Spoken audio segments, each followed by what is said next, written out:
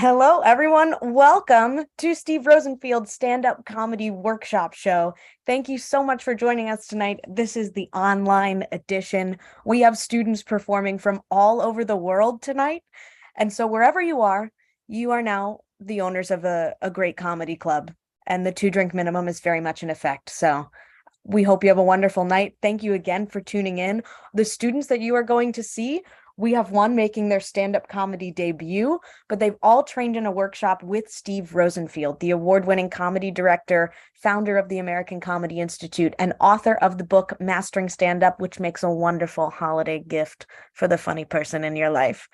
Some of our alumni have gone on to perform on The Tonight Show, The Late Show, Colbert, that is The Late Show, Conan, Saturday Night Live, Gotham Comedy Live, all over TV, all over the greatest clubs around the world and around New York City.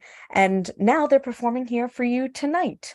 I mentioned our debut student. We're super excited to see him. And all of the comics tonight are really going to bring it. They have wonderful sets and are really, really funny performers. So thanks for joining. I'm going to be your host. My name's Michaela. I live in this beautiful city behind me. It's a good place. I'm actually from New Jersey, though. I'm from an Italian Catholic family in New Jersey. I'm no longer a practicing Catholic, but I am a practicing Italian. I work on it. I was never as Italian as I wanted to be.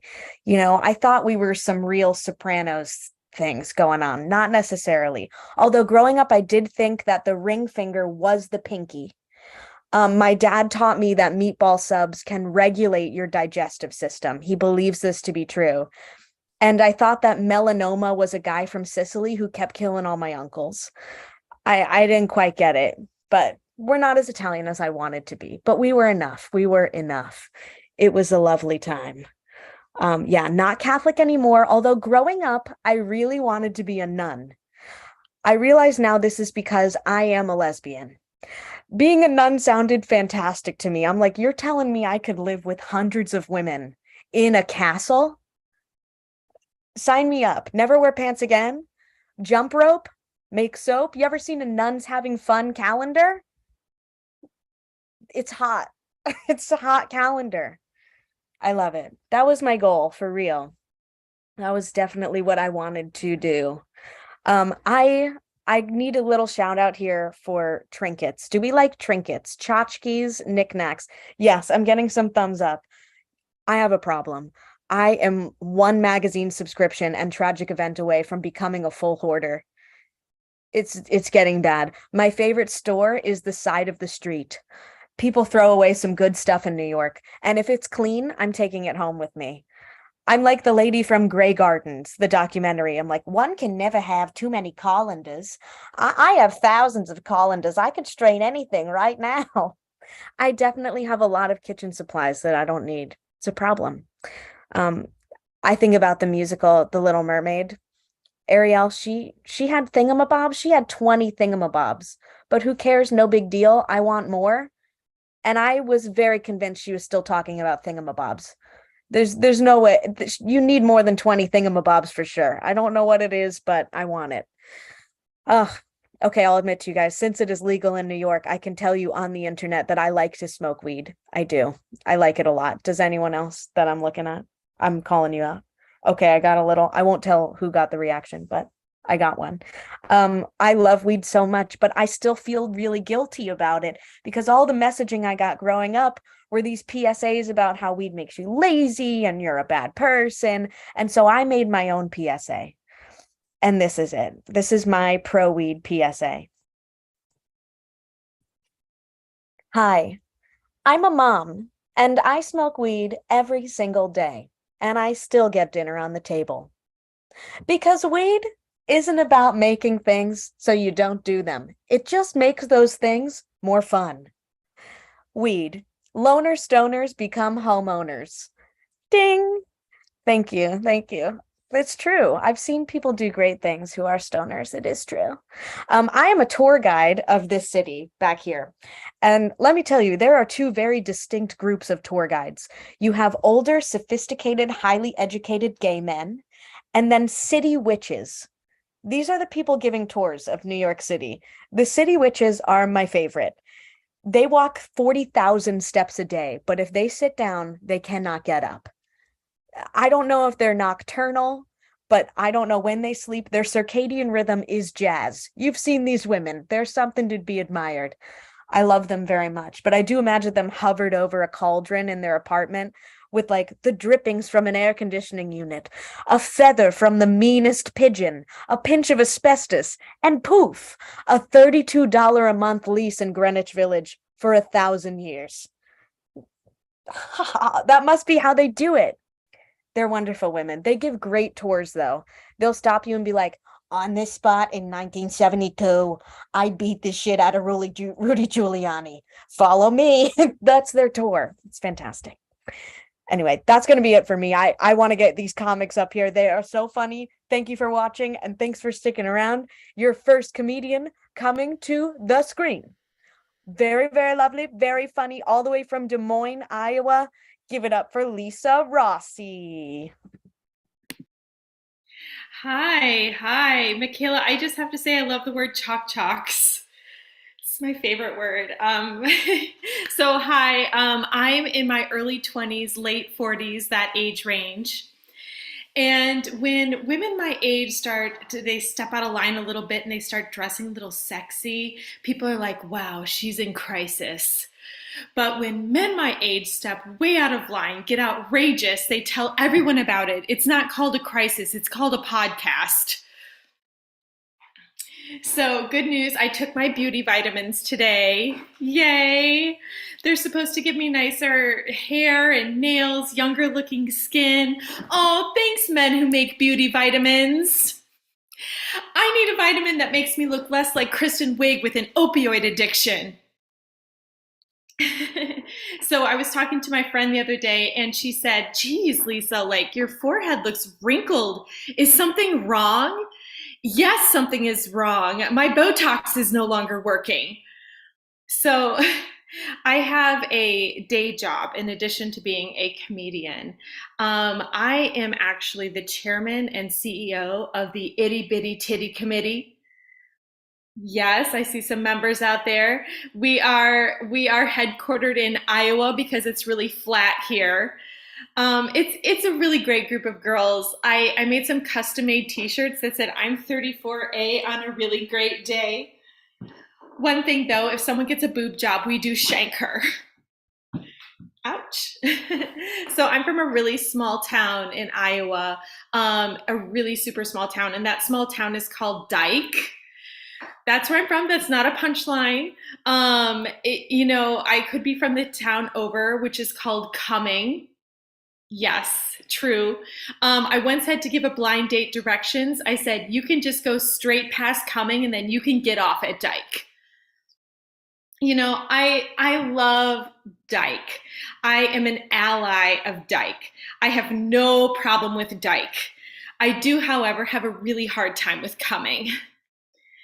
In high school, I felt so bad for the Cumming cheerleaders. Go team! Oh.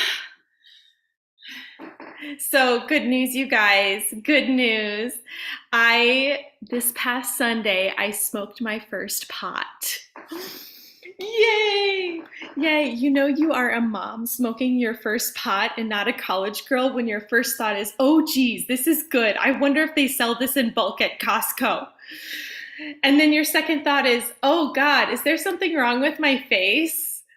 Do I have resting Karen face? I don't know. Like, I realize I don't like pot that much. I'm only going to do it on special occasions or when I'm like really getting pressured to do it, which is exactly how I approach sex with my husband.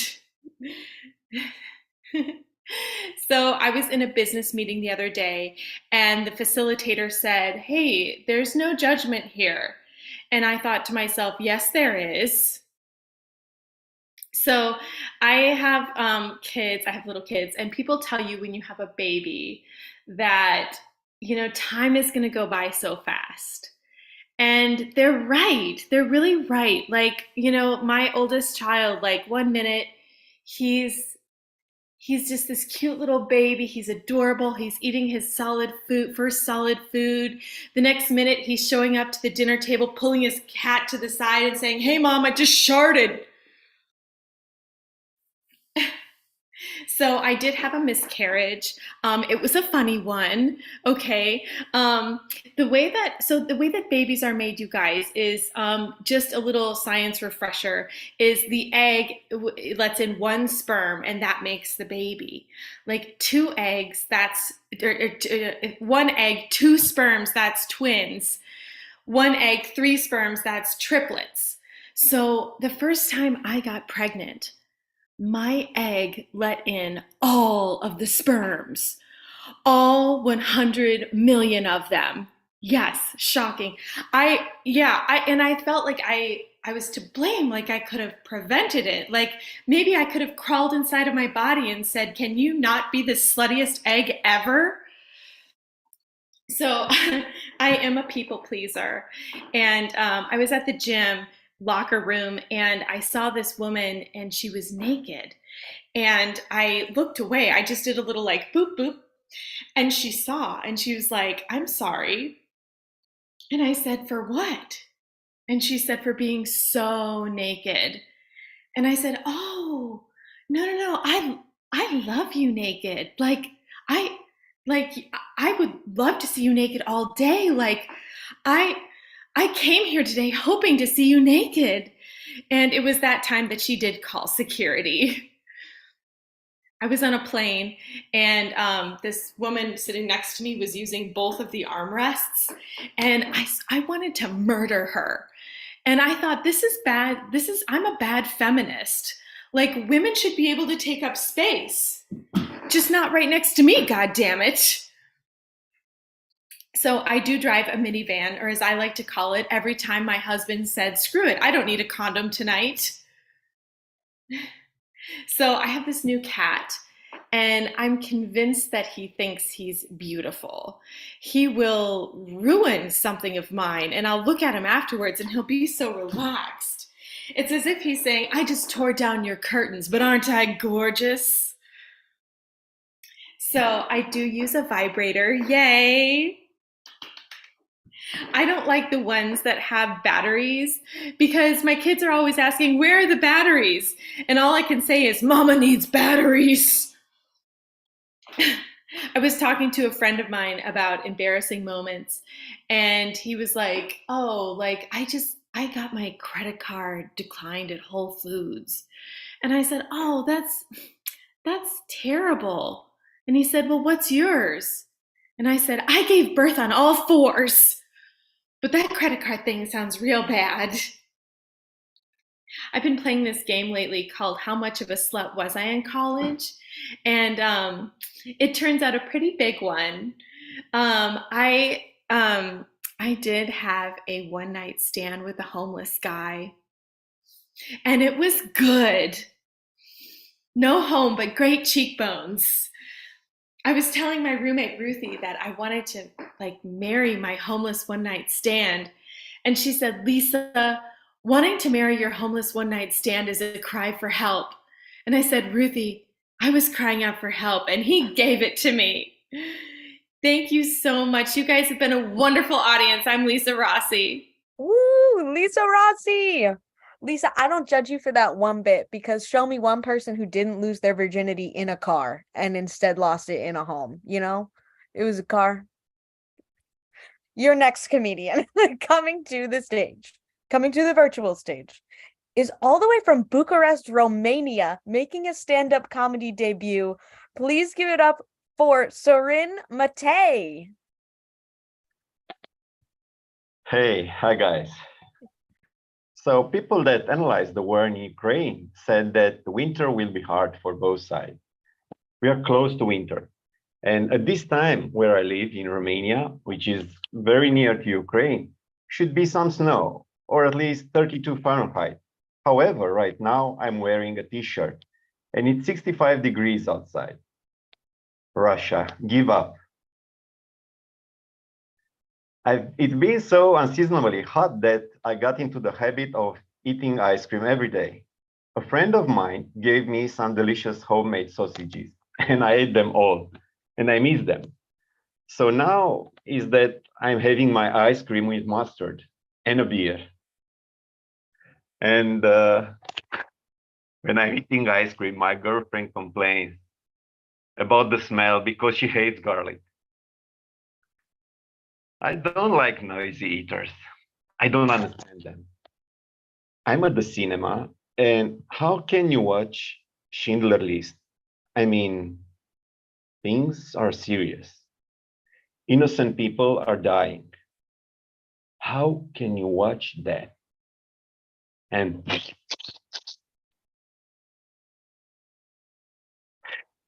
when I came back from the movie, my girlfriend asked me what it mean to me, and I said, never again. And she was, oh, this is very moving. This should never happen to innocent people again. And I said, no, I'll never sit to a guy eating popcorn again. My girlfriend and I live in Bucharest, which is a large city. And there is crime in our city, and it worries me when she's out late by herself. So I taught her Krav Maga, the Israeli martial art, and she got so great at it. I mean, she knows how to make it look like a regular death. So now I'm not worried anymore. I'm terrified. I'm a black belt in Krav Maga. And now this is giving me the confidence to look into the eyes of someone who is bothering me and fart and not be afraid, with one exception, my girlfriend. If I'll do this, I'll die sleeping. I love playing a video game, League of Legends, and to win, I have to react quickly to what is happening, and it drives me crazy when things happen that interrupt me playing the game. Like when the doorbell rings, or the telephone rings, or my girlfriend tells me that she met someone else and she's leaving me. I smoked marijuana for the first time in Amsterdam, and it was an amazing experience. I mean, I spent half an hour staring at the sunset until someone pointed out that I was staring at the refrigerator. My friends never invite me to draft parties. I ask one of them, why not? I'm fun to be with. I do not judge. He said, man, with that big nose of yours, it will be a short part. Many thanks, guys. I'm Sorin from Romania. Sorin, nice job, stand-up comedy debut. That was awesome. Your next comedian coming to the screen now is going to be all the way from Westchester, New York. This is the very funny Edgar Ruiz Jr. Thank you so much for having me tonight. I am so happy to be here with actual people talking to adults. I live in Westchester, New York, where it got so lowly up here. I started befriending chipmunks. Like, you know how lonely, crazy lonely you gotta be to start befriending woodland creatures? That's Disney princess type crazy right there. Like, it's been 2 years. I'm a little rusty. It's been 2 years since I've done stand up. The last time I got on stage, Kanye West was for the Jews. He ain't no more. I also quit my job during the pandemic, became a stay-at-home father. I love my children, but I completely understand wholeheartedly why my dad left us. They're terrible, terrible kids. I have family members that be like, Dito, don't say that about your kids. It's a blessing. You get to watch them grow up. I immediately delete those people out my life. I don't need that positive negativity. Like, bye, grandma. Like, no, we don't need you. What sucks is that I went to school, man. I got my bachelor's. Took me 7 years to get it, but I got it, you know? It's frustrating to know that I went to school all those years, wrote all those papers, read all those books, just to be a nanny. I'm a professional father now, you could say, and there is not a day where I don't think about giving my wife my 2 weeks notice. Like, I fantasize about quitting all the time. Yeah, I think about, maybe leaving in the middle of the night, laying a little kiss on my kids' foreheads and leaving the tiniest little letter on their pillow. And those letters would read, "To whom it may concern, screw your dinosaur chicken nuggies. I'm out, son and daughter." But I would never leave, man. I would never leave. Not because I don't want to. I would never leave because I'm afraid. Like, 2 reasons. One, I'm on my wife's health insurance, and 2, she's Dominican. So one way or another, if I leave her, I'm gonna die. It's a wrap for me. I'm a literal soccer dad now. Like, my kids are playing sports, and it didn't take long for me to realize that my son's athletic ability is a potential lifetime of disappointment. Like, he's terrible. Like, he's 6 years old and he's kind of tall, so they made him the goalie on the soccer team. Unfortunately, he's also the kid that likes to play with leaves and shit, which is not a really good winning combination. I see all the soccer moms judging me. I'm like, in their tight yoga pants. I'm like, what do you want me to do? Like, we didn't play soccer growing up in the Bronx. We played other games in the BX. We played games like don't get robbed, don't get stabbed, things like that. But I've been, trying to do my job. I've been working with my son on his athletic shortcomings, but every time he skips somewhere, I lose hope. I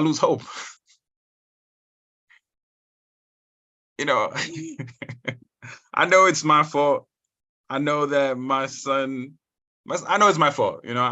My son is a sensitive child, and he definitely got that from me. I was a sensitive kid. Growing up in the Bronx, when we played cops and robbers, I played social worker. When the cops were like, "Don't move, dirtbag," the kids would say that.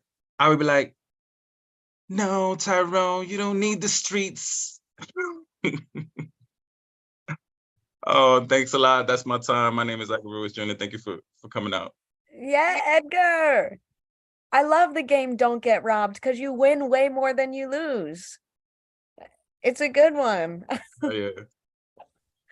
I know you're doing a great job. You're probably the best. You're a great employee to your children, who are definitely I want to quit all the time. your You don't know. superiors. Like, right now, they're wilding out in the back. I'm like, yes, at least I'm here with you guys. Yeah. Yeah. Well, thank you so much for being on the show. You were great. And we have a few more amazing comics on the way. Your next comic, not too far away from Edgar, also New York City, but this time Queens. Give it up for the very funny Casper with a K. Okay, I'm gonna do that. Okay, then I'm gonna make an entrance.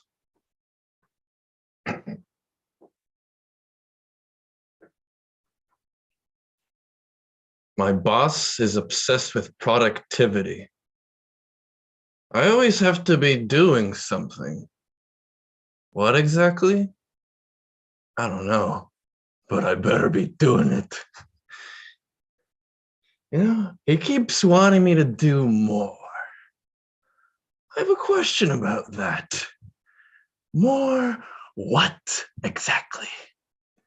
Not only do I have to be productive, I have to be increasing my productivity. How do I do that while I'm working? I have to 2 times my output, 5x, 10x, not enough, 1,000x, 1 million. I'm gonna cajillion x my output, 1 trillion, gazillion, dadillion, flopagillion, triple x my output. Yeah. Just remember that a cajillion times x or cajillion times 0 is still 0. But Yeah. Anyway, everything in my life is work now. Okay? Even relaxing is work. The only reason why I do it is to recover from work so that, you guessed it, I can do more work. You know, I gotta sleep faster, better, stronger. You know, I don't even have time to breathe anymore. You know, I go into the office. Oh, hey, Josh. How was my weekend? Oh, you know, it was pretty good. How about you? Yeah, it was good. Yeah. Oh God, I exhaled too soon.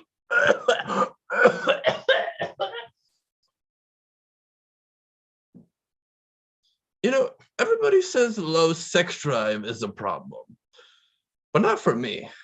It means more time for work. Sex, love, who's got time for that crap? I gotta work on my 401k so I can retire at the ripe young age of 98. Yeah. Yeah, I've got a morning routine before work.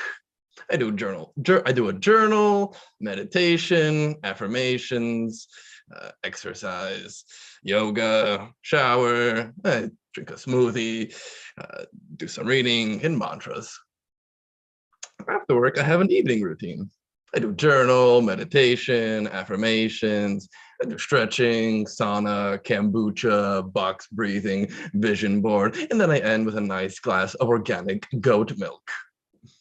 Thanks to my routines, I have 10x everything in my life.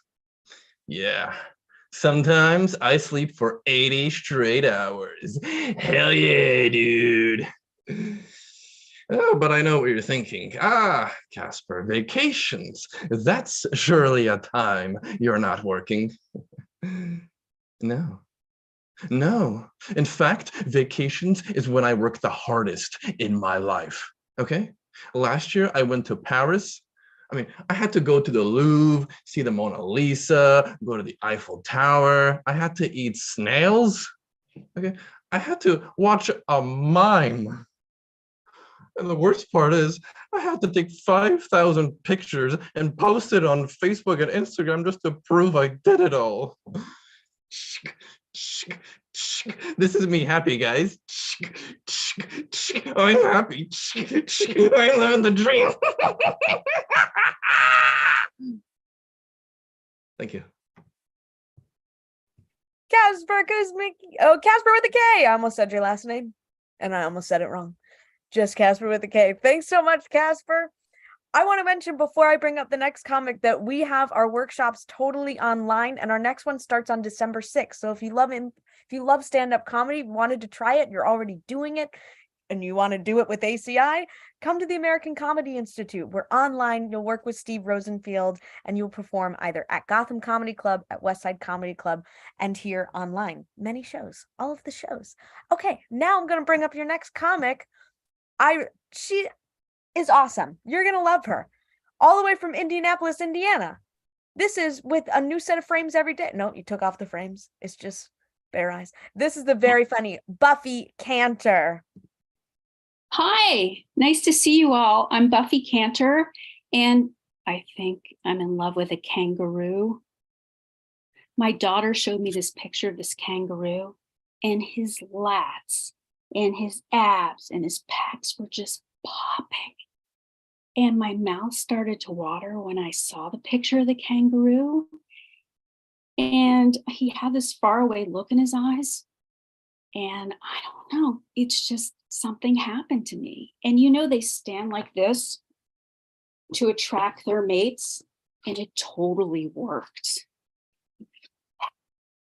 I have these rescue fantasies that I spin out, that he's kind of defending my honor. I know it's wrong. I mean, I'm married. I love colonoscopies. I love them, especially in the Midwest. People are so nice. I feel like I'm at Club Med. They have all you can drink, all inclusive ginger ale, and they give you these warm blankies that you kind of cuddle up. And they give you these incredible drugs, and I lean into the high, and I try to fight it. So I feel like I'm passed out or about to pass out with a bunch of cocktails on a lounge chair. And there's cameras there, and I feel like there's paparazzi taking pictures of me. Look, there's the duodenum, the sphincter. I never want to wake up.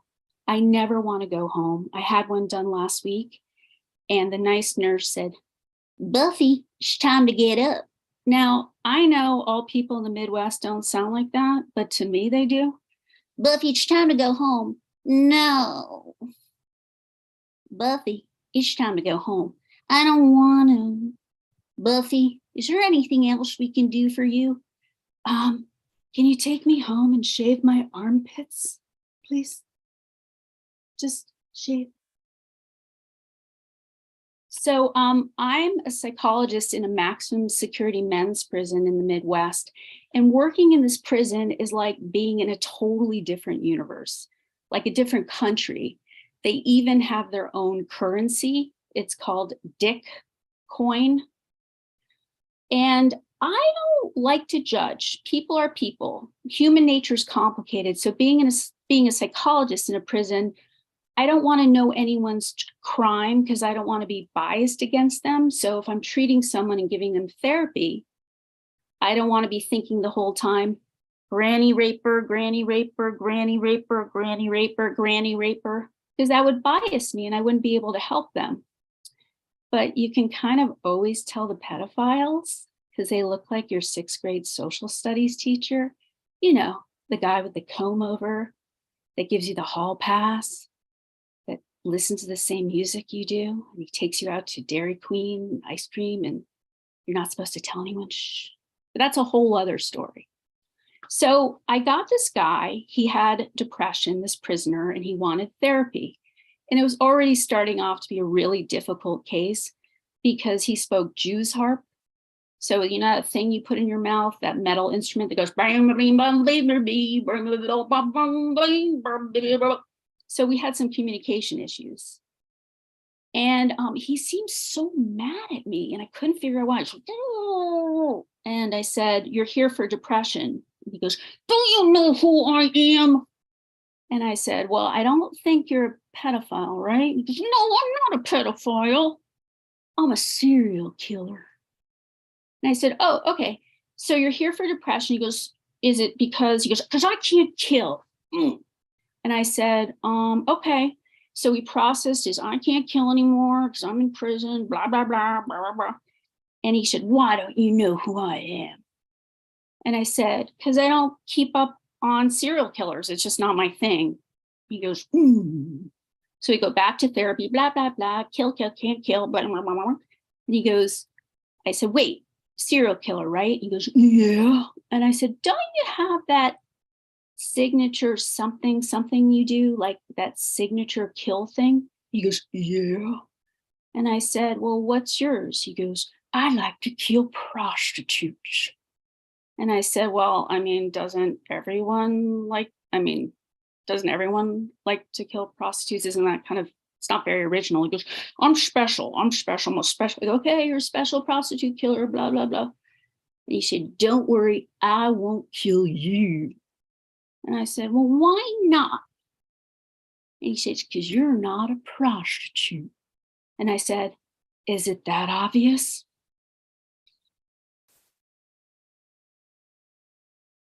You guys are great. I'm Buffy Cantor. Good night.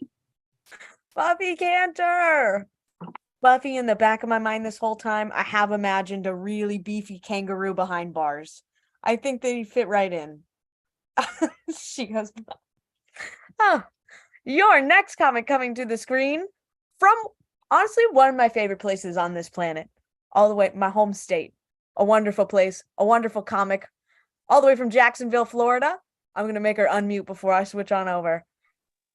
She was ready to go. From Jacksonville, Florida, this is Flo Fagundes. All right. Thanks, Michaela. So my 80-year-old boss asked me to do him a favor and pick him up from the hospital. So I did. I pulled up and I'm like, is everything okay? And he's like, I finally decided to get circumcised. And I'm like, oh, so they cut so much off that you can't drive? And he goes, no, I've just always been discriminated against for having a hood.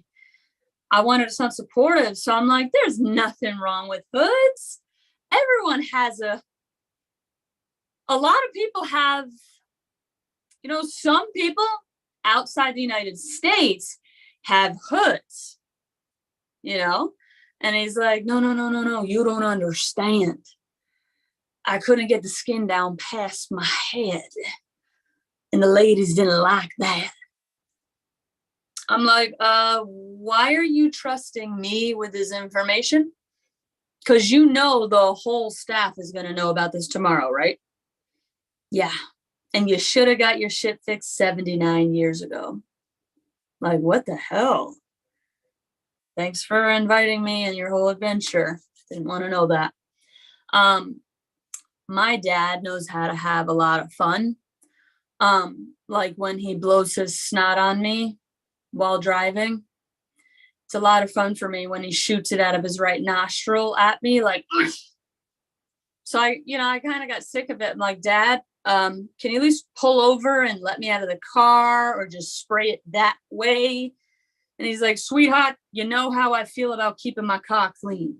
I'm not trying to get the windows dirty. And don't take it so personally. I do the same thing to your stepmother. And you know what? He does. But the difference is she doesn't say one word. It lands on her shoulder and she's just like, it's okay. And I've seen it like flying in her hair and she's just like, oh yeah, it's a beautiful day today. Isn't it true? She's from Trinidad. They're a little bit different. But you know what? I just realized that's the key to a happy marriage. Let your partner spray their bodily fluids on you and don't complain about it. Yeah. Yep. You're welcome. If you're single, you might want to take that free, valuable advice. You're welcome. Ironically, I have the same exact nose as my dad. Same thing, same leakage problems too. And that was a problem when I was a kid because, you learn your manners from your parents. So all through elementary school, I'd be like, hey, Ashley, come over here for a minute. Thought I was being a good friend. And my dad taught me that you can spray your nose anywhere, anytime. Because damn it, this is America. Land of the free, bitch. Yep. I was talking to this gorgeous surfer guy and he looks at me and he's like, do you do coke? And I was like, me? No. He goes, oh, you look like you do coke. Your nose. And I was like, no, I just got some leakage. And he goes, oh, well, you got the perfect nose for snorting coke, dude. And I was like, really? He goes, yeah, it's long and skinny. You could suck shit up like a straw, bro. And I was like, oh my God, thank you. Thanks. Yeah, he just wanted, drugs. But, this nose right here has a very powerful sense of smell. I'm surprised the government hasn't contacted me yet. Like, if they hired me with my ability, like 4 or 5 years ago, I could have been right here and been like, El Chapo is in Tijuana, smuggling 10.2 thousand pounds of bricks of cocaine. Yeah, this nose can do work. You should have hired me. Thank you, everyone. I'm Flo. That's all I got. Flo, does cocaine have a smell? I truly do not know. Probably. Probably not. Yeah. Please. Well, if it did, it'd probably smell fun. I don't know. It does. Your last comment coming to the screen is from Staten Island, New York. Really funny comedian. He performs all over New York. I've seen him around quite a bit. So please give it up for the very funny Ethan Corrigano. Hey everyone. So I have this genetic condition that makes me legally blind and hearing impaired. But my worst disability is being from Staten Island. So the condition that I have is actually called Wolfram syndrome. And I think it's a stupid name because those are animal names. And I'm supposed to be like half blind and deaf. But it sounds like I just escaped from the jungle. Or Wolfram, those are better names for like a superhero. Like Wolfram Man, Wolverine's disabled cousin. Like I'm gonna try to pitch that character to Marvel. Like, come into theaters, Wolfram Man. This guy's extremely dangerous. He can't see or hear, so he just runs around with an axe. The villains are terrified, and so are the heroes. Um, so it's a weird condition because I keep getting these new symptoms, and I don't really know what else is gonna happen. Like maybe one day I'll be having heart pains, and then all through the night I'll have insomnia. Then when someone goes to wake me up, they'll find that I've turned Mexican, and they're like, "What's this?" I'm like, "I don't know. This turned pretty cool though. Being white is overrated these days." Um, yeah, so it's weird to have like animal names as the condition. Most conditions have serious names like mus- muscular muscular dystrophy. It would be like if AIDS was called Ziggy Piggy, then how much sympathy would a person be able to get with a name like that? Um, oh yeah, so I have like a blind cane and sunglasses. So all I really need is a fur coat and a hat with a feather in it. Then I can walk up. Then I can walk up to people like, so do you got my money? And oh yeah, so blind people use Braille. Braille is like a system of dots that blind people use to read. That's why it's confusing for me whenever I eat Dippin' Dots. There's too many dots in my mouth. Like I remember one time at the beach one summer, I got Dippin' Dots. Then I went back up to get more, and the guy at the stand was like, "So how was it?" I was like, I was like, um, "It was excellent." Who was the author? Was it Shakespeare? That whole book was titled Tits. Um, oh yeah, so I guess over the summer I had to watch after my grandma because she needed help around her house. And my grandma's at like she moved around too much for her age, and it worries me because she's had a few falls already. Like one time, like one day she got up and she started cooking, and that made me mad. I said, "Hey, can you sit down before you fall? Just let me know what you need me to do." She said, "Can you help me get changed?" I said, "I'm fine. Keep cooking." Um, then later I had help her up the stairs, and she has trouble walking up the stairs. I wish my grandma had like one of those devices that help old people when they can't get up the stairs, like something called like a one floor house. But then eventually we got into a room, and I was hoping she didn't ask me to change her. And it started off good, but then she said, "Can you help me take off my shoes?" I said, "No." She said, "Why not?" I said, "Because I see what you're doing. It's a domino effect. It starts with the shoes and socks, then it goes to the shirt and bra. Then I need to pick up your tits from off the floor." And she said, "All right, can you please?" And then I cut her off and said, "Please say take off tonight." Um, and I think my grandma thinks we have like a really close relationship because I went to leave her room after I talked to her in bed, and she said, "Can you sleep with me, please?" I said, and that's when and then I said, "Wait, are you kidding me? Jesus!" Wait, I was like, "Wait, are you my stepmom? I mean, are you my step grandma?" All right, guys, thank you. Ethan Corrigano! Thank you all so much for watching. That was our show.